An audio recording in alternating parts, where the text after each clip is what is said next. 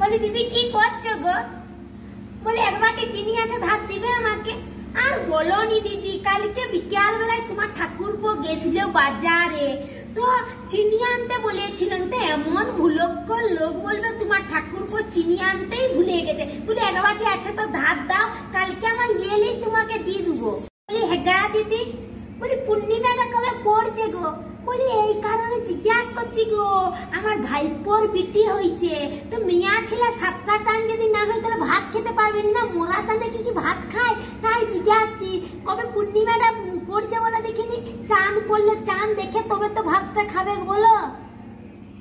গা দিদি শুনো শুনো একটা খবর, কাউকে বলবেনি তো?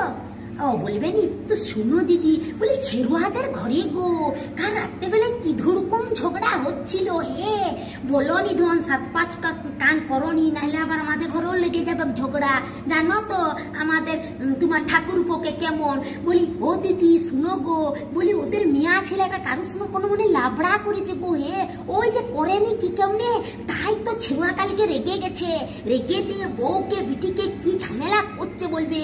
আমি কান খড়িকা করে একটু শুনে এলাম কথাটা। বলি ও দিদি মিয়া ছেলের ব্যাপার ধন কাউকে বলো নিলাই, সাতকান করনি বুঝলে, নাহলে আমার আবার শত জ্বালা, আমি ওইসব কাণ্ডতে থাকিনি বুঝলে দিদি, আমার ওইসব ঝামেলাই নাই, আমি একার ঘরে একাই ভালো গো। হ্যাঁ